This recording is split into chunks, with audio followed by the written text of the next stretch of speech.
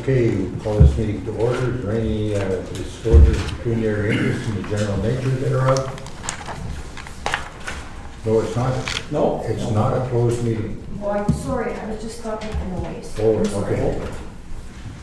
We'll be receiving the July 12th Integrity Commissioner report on the Code of Conduct complaint from Jan Parnega. I didn't have it all attached.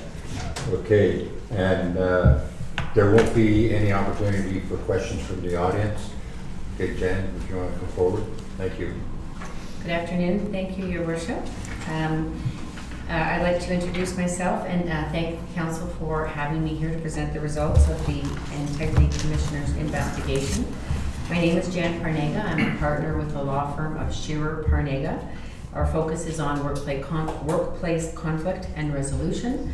We are third-party neutrals in that we do not represent employees or employers, unions or management. We are typically retained to conduct workplace investigations or allegations regarding conduct in the workplace. The purpose of this meeting today is so that I may present the findings of an investigation that I was retained to do on behalf of the town of Espanola. Pursuant to the Municipal Act, I was appointed as Integrity Commissioner by this council pursuant to bylaw 2839-18. This council enacted that bylaw on May 3rd, 2018 to review the allegations of the Code of Conduct breaches. I applaud the council's decision to pass this bylaw and initiate this investigation, as it is indicative of a commitment to moving forwards towards a positive, productive work environment. Pursuant to the Municipal Act, the results of this investigation are public. The report, which I have a hard copy of here, and I provided hard copies to the members of council, will be available electronically through the town's website. Because the report is not short, it's just over 100 pages long, I don't intend to read the report clearly. This is a summary of the results, so I will be touching on the investigative process, the executive summary, the findings in general, and my conclusions and recommendations. There were numerous parties to the complaint regarding alleged Code of Conduct violations. 9 department managers joined the complaint dated March 9th, 2018. The complainants were Complainant Townsend, Complainant Rock, Complainant Tessier, Complainant Yusko, Complainant Rivet, Complainant Pecor, Complainant Desjardins, Complainant Kennelly, and Complainant Parker, all department managers. And the allegations were made against 5 members of this council. Respondents Ron Duplessis, Respondent Dufour, Respondent Malott, Respondent Ken Duplessis, and Respondent Peach. Broadly speaking, the allegations cover a range of disrespectful and harassing treatment of municipal staff, including discrimination and disregard for the Accessibility for Ontarians with Disabilities Act, intimidation by threatening job security in an open council meeting, demeaning the chief building officer and advising to look for another, demeaning and threatening the fire chief, demeaning and harassing the chief administrative officer, breaching closed meeting rules, threatening and intimidating email regarding staff, breach of the Municipal Conflict of Interest Act, and intimidating the chief building officer, disrespect for the decision-making process, speaking after council decision is made, intimidating and disrespectful communication, and disrespect for professional capacities of and responsibilities of staff, intimidation and undermining of staff as regards the health and safety policy, and failure to control council. Before I summarize the findings I made, I wish to spend a moment to describe the investigation process. As an independent investigator, my process is to interview the complainants, communicate the allegations of the alleged code breaches to the respondents, respectively, to obtain their response and to the allegations, and ideally to interview the respondents. It is fundamental to a fair and unbiased investigation to advise each respondent of the allegation made against him or her, and provide the respondent a fair and reasonable opportunity to consider and respond to the allegations. An investigation will not, however, discontinue on the basis that a respondent chooses not to participate.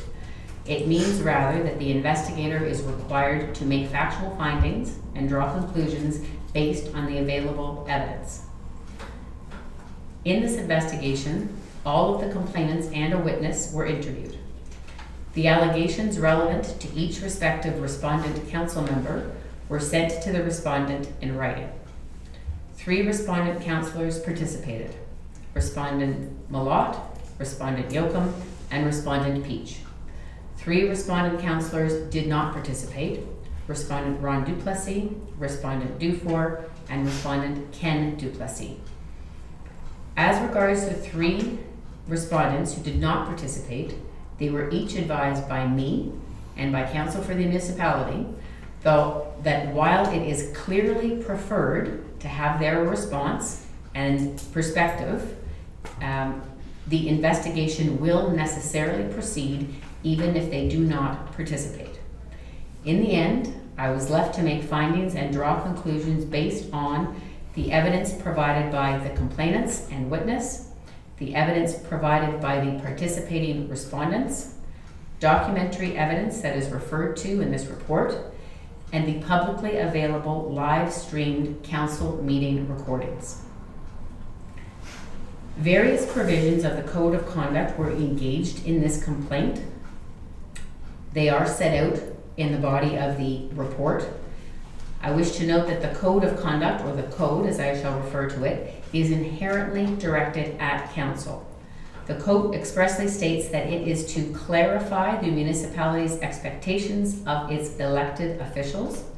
As noted in the Code, contravention of the Code is a serious matter to the town and the public and will be treated as such.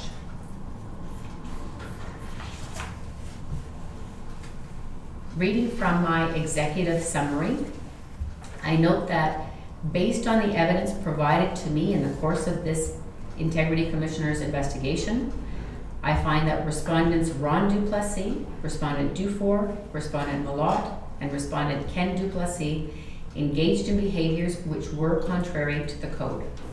Viewed cumulatively, many of these behaviors constitute a pattern of conduct that was undermining, abusive, and harassing toward the complainants in their workplace.